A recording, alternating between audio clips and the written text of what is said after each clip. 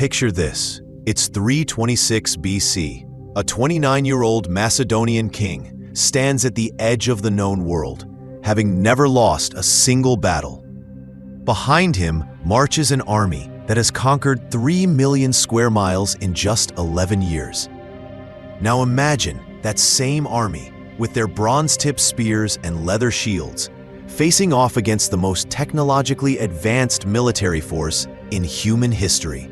What would happen if Alexander the Great's legendary phalanx met an Apache helicopter? Could ancient tactical genius overcome satellite-guided missiles? Tonight, we're about to discover something that might shock you. Because when military historians actually ran these calculations, the results weren't what anyone expected. This isn't just a clash between old and new. This is a battle between two completely different philosophies of war, and the winner might not be who you think. 23 centuries separate these two armies, yet both have shaped the course of human civilization. But before we can understand who would win, we need to understand what made each force so formidable. Let's start with a mystery that has puzzled historians for generations. How did a small kingdom in northern Greece manage to conquer most of the known world? The answer lies not just in Alexander's genius, but in something far more sinister that his father, Philip II, unleashed upon the ancient world. Philip didn't just create an army. He created a war machine unlike anything the ancient world had ever seen. The Macedonian phalanx was revolutionary, but it was built on a foundation of brutality that would make even modern armies uncomfortable. Philip's soldiers weren't just warriors, they were professional killers trained from childhood. Here's what most people don't know. Alexander's army wasn't just Macedonian. By the time he crossed into Asia, nearly half of his forces were foreign mercenaries, Greek allies, and conquered peoples fighting alongside their former enemies. This wasn't just military strategy, it was psychological warfare on a massive scale. The numbers tell a chilling story. Alexander's core army consisted of approximately 50,000 men. But as he conquered, he absorbed local forces, growing his army to over 120,000 troops at its peak.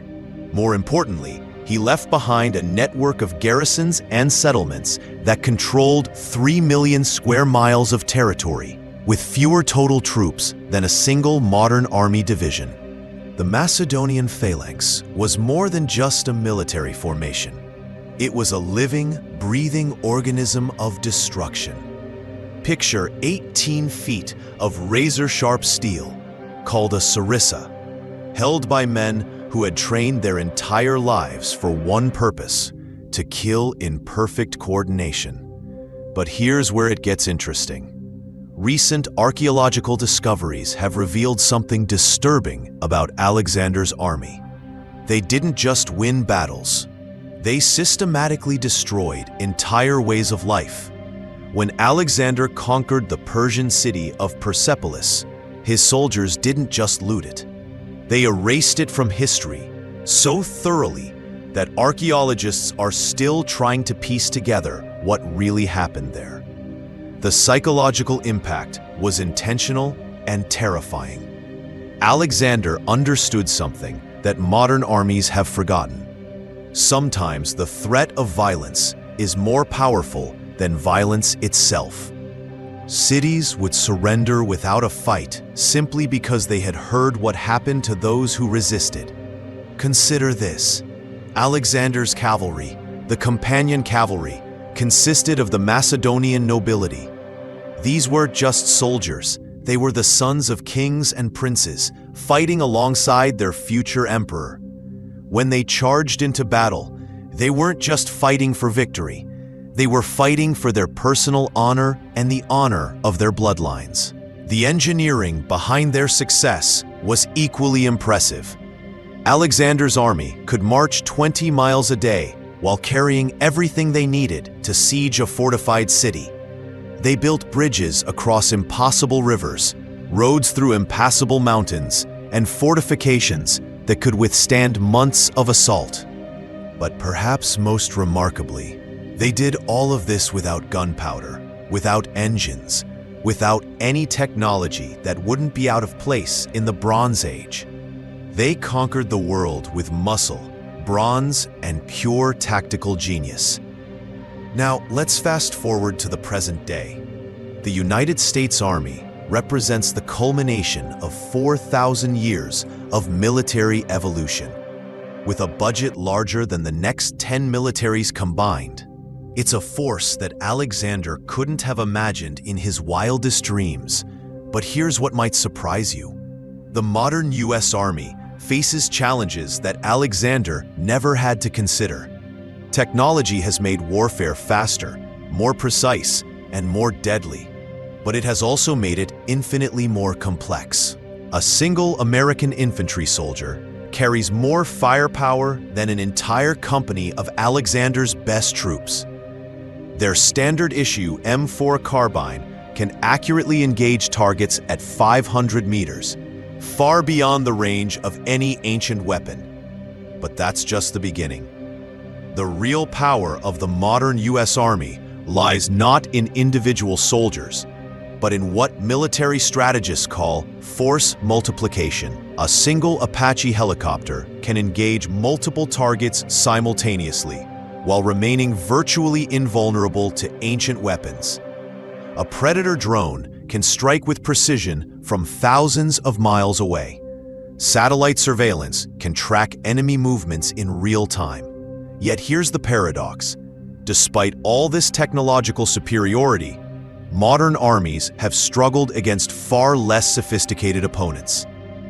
The lessons of Vietnam, Iraq, and Afghanistan suggest that military technology alone doesn't guarantee victory. So what would happen if these two forces actually met on the battlefield? Military historians have actually studied this question, and their conclusions might shock you. The initial engagement would be decisive, but not in the way you might think. Alexander's army would be facing weapons they couldn't comprehend, delivered by platforms they couldn't even see. A single AC-130 gunship could theoretically eliminate Alexander's entire phalanx in minutes. But Alexander didn't conquer the world by fighting fair. He conquered it by refusing to fight battles he couldn't win. Here's what the experts discovered. Alexander would never engage the US Army in open combat. Instead, he would do what he always did: disappear into the terrain and strike where his enemies were weakest.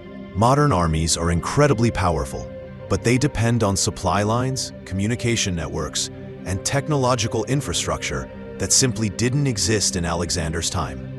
Take away their fuel, their satellites, their computer networks, and suddenly the technological advantage disappears. Alexander proved this strategy worked against the Scythians, nomadic warriors who used hit-and-run tactics, not unlike modern insurgencies. When faced with an enemy he couldn't defeat in open battle, Alexander didn't just adapt his tactics, he became something else entirely. This is where the comparison becomes truly fascinating. Because the real question isn't whether Alexander's Bronze Age army could defeat modern soldiers in direct combat. The real question is whether Alexander's strategic genius could overcome America's technological advantages.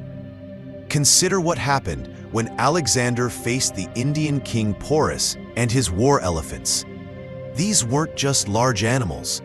They were the ancient world's equivalent of tanks, carrying armed soldiers and capable of breaking through any conventional formation. Alexander had never seen anything like them. His solution was brilliant and brutal. Instead of fighting the elephants directly, he targeted their handlers.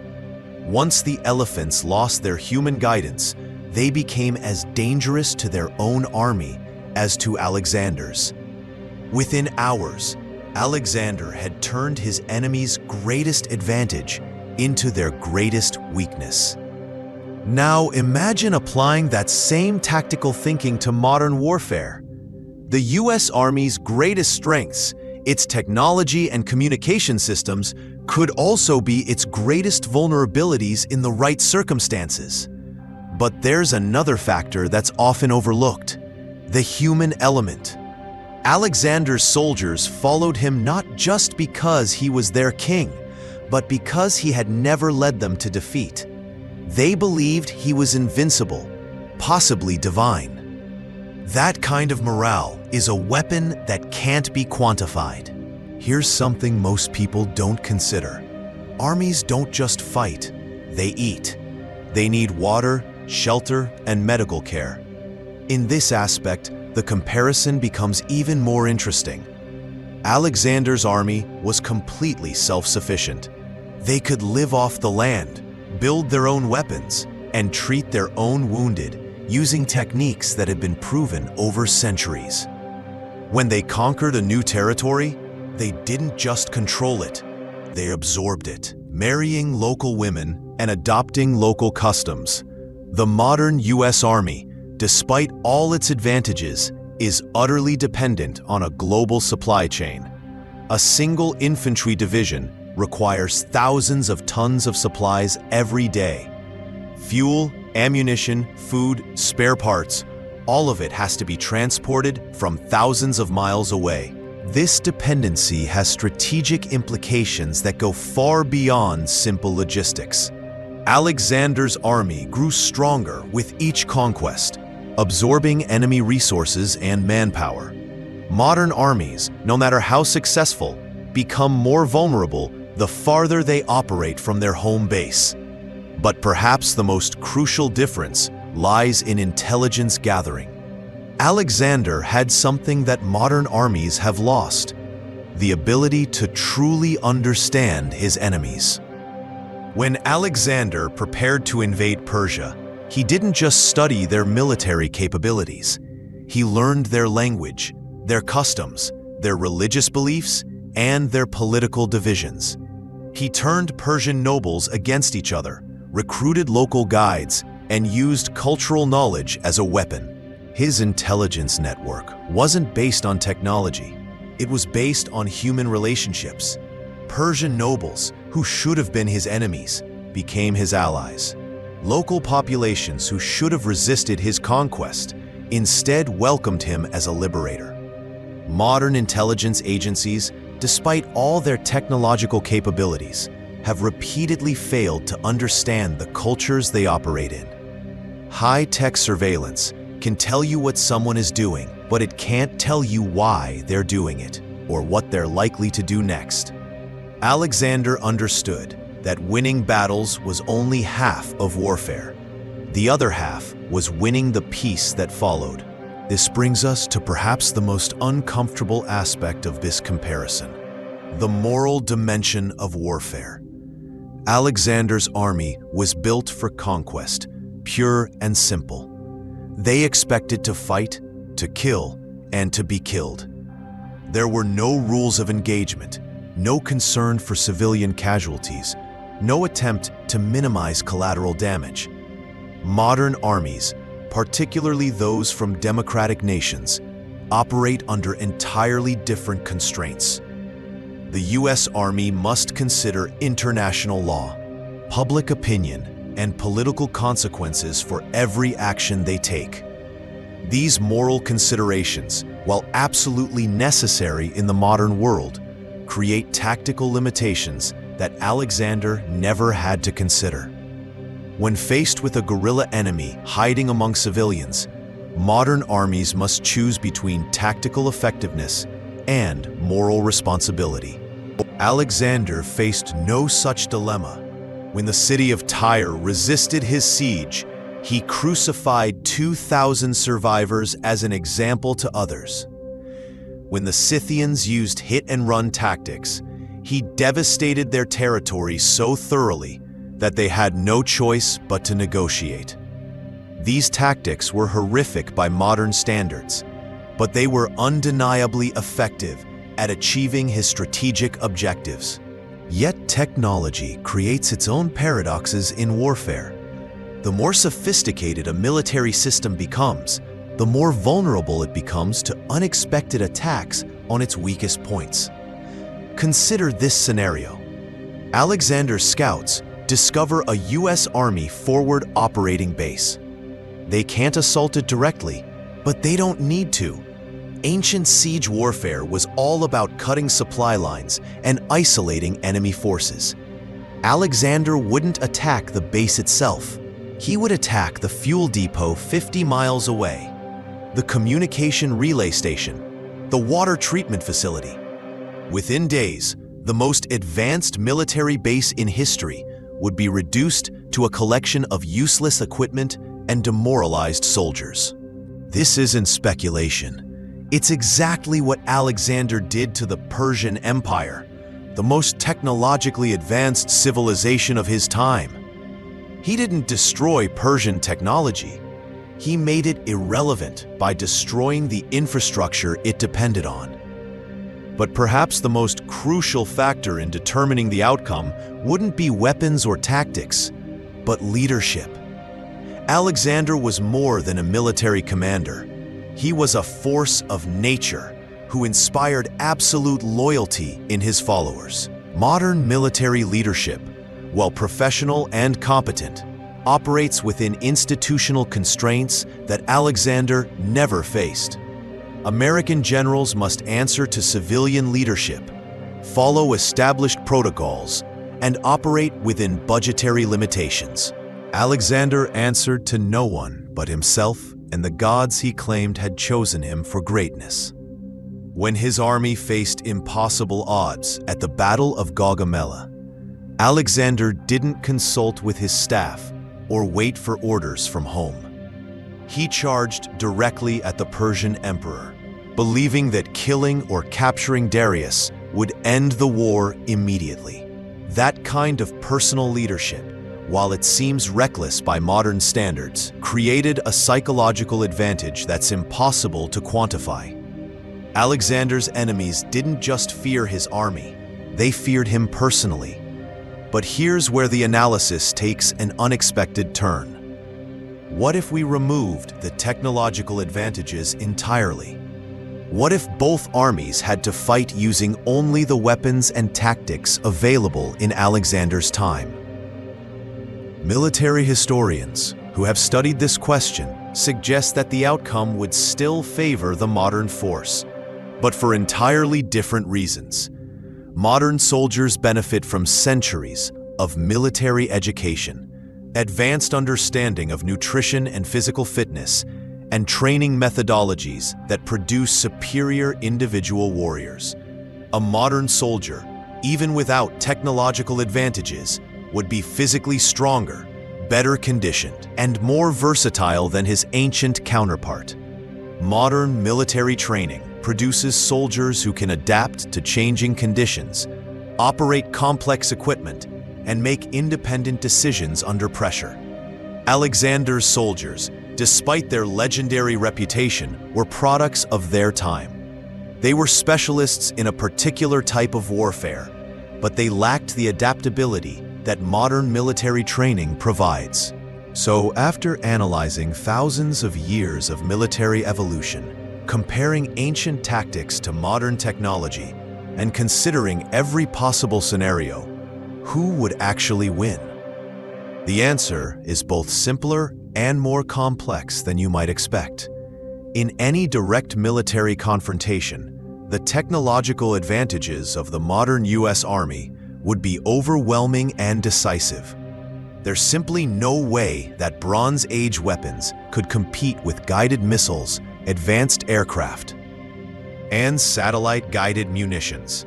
But warfare isn't just about military confrontation. It's about achieving political objectives through the use of force. And in that broader context, Alexander's strategic genius might find ways to neutralize America's technological advantages.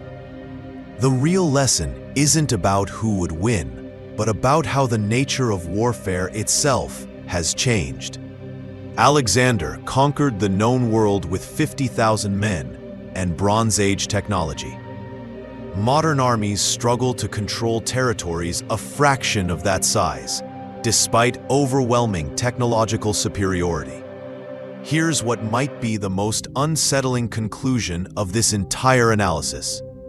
The qualities that made Alexander's armies so successful, their absolute unity, their unquestioning loyalty, and their willingness to use any means necessary to achieve victory, are qualities that modern democratic armies cannot and should not possess.